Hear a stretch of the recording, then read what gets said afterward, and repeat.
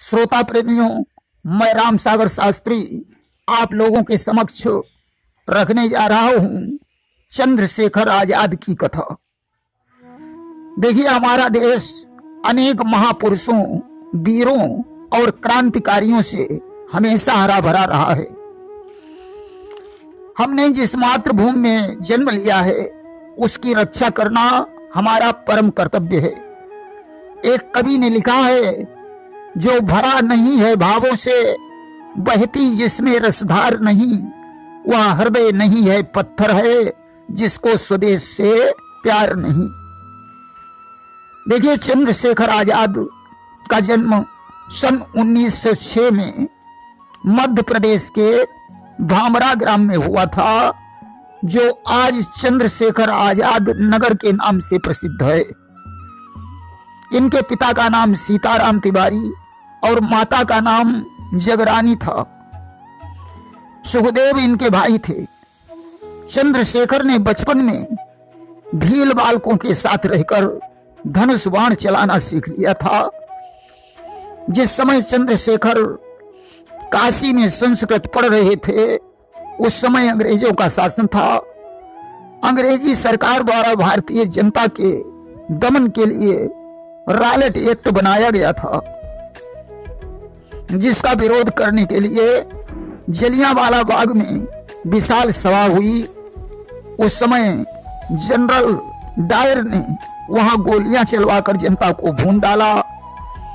इस घटना से चंद्रशेखर क्रोधित हो गए और उन्होंने भारत माता को यातना से मुक्त कराने का कठोर प्रण कर दिया कि इस जन्मभूमि के लिए प्राण मैं अपने अर्पित कर दूंगा। आजाद न होगी जब तक यह, मैं कर्म अकल्पित कर दूंगा। उसी समय गांधी जी ने ऐसे ही योग आंदोलन चलाया। उनकी पुकार पर देशभक्त छात्रों ने विद्यालय छोड़ दिया, राष्ट्रभक्तों ने नौकरी छोड़ दी और स्वतंत्रता संग्राम में कूद पड़े। चंद्रशेखर को देशद्रोही मानकर बंदी बना लिया गया और मजिस्ट्रेट के सामने खड़ा किया गया। मजिस्ट्रेट ने उनसे पूछा, तुम्हारा क्या नाम है?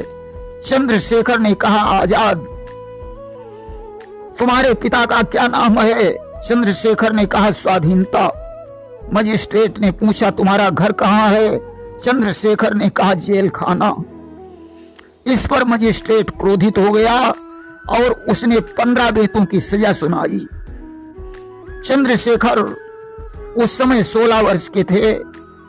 बेत को खाते हुए चंद्रशेखर भारत माता की जय बोलते रहे और उसी दिन से उनका नाम आजाद पड़ गया।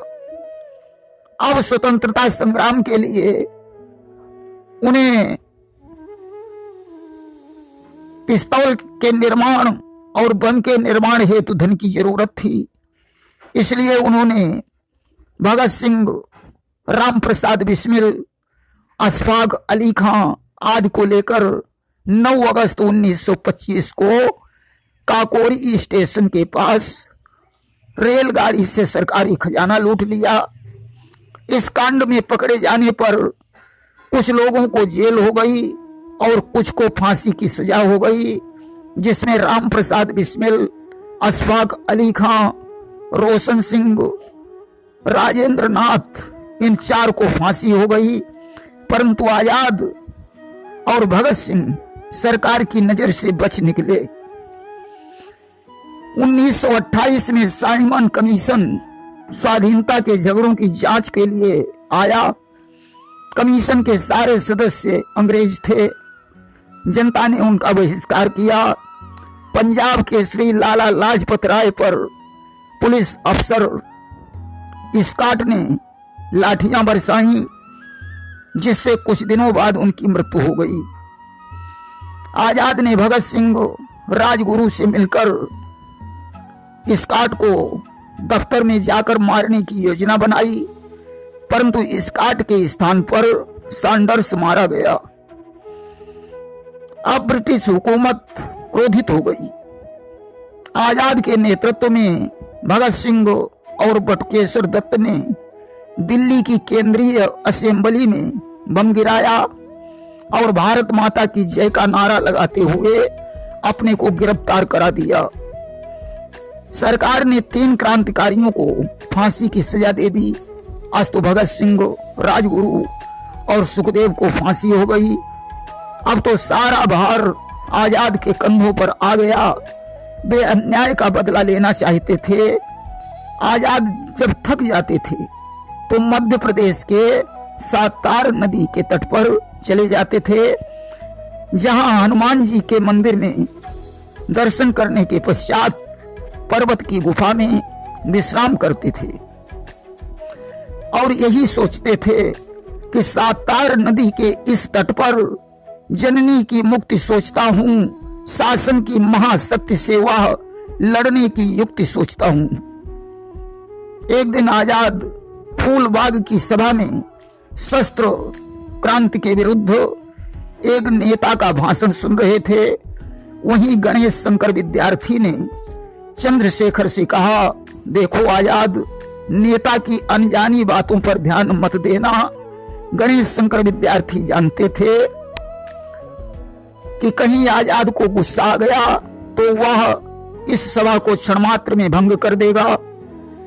फरवरी 1931 को प्रयाग के अल्फ्रेड पार्क में बैठे हुए चंद्रशेखर आजाद अपने कुछ मित्रों से बातें कर रहे थे। वीरभद्र तिवारी अंग्रेजों का मुखबर बन चुका था। उसने अंग्रेजों को आजाद के बारे में बता दिया। अचानक वहां पुलिस की गाड़ी पहुंच गई। पुलिस ने उन्हें चारों तरफ से घेर लिया। आजाद ने पिस्तौल में गोलियां भरकर पुलिस का मोर्चा लिया। पहली गोली में उन्होंने एक अफसर का जबड़ा उड़ा दिया। नाट बाबर नाम का अंग्रेज आगे बढ़ा। आजाद की गोली से उसकी कलाई उड़ गई। धीरे धीरे पिस्तौल में एक गोली बची। आजाद ने उसे अपनी कनपटी पर मार ली और बेहोश होकर पृथ्वी पर गिर पड़े। गिर पड़ा वीर, पर हिम्मत थी आने की पास नहीं उनकी। कहते थे जीवित होगा यह, क्या जाने गोली कब खनकी। नाट बाबर को आजाद के मरने पर संदेह था, इसलिए उसने उनके तलवे पर गोली मारकर अपना संदेह दूर किया। जिस जामुन के पेड़ की ओट से आजाद ने गोली चलाई थी, वह पेड़ भारतीय जनता का पूजा स्थल बन गया। अंग्रेज सरकार ने आतंकित होकर उस जामुन के पेड़ को कटवा दिया।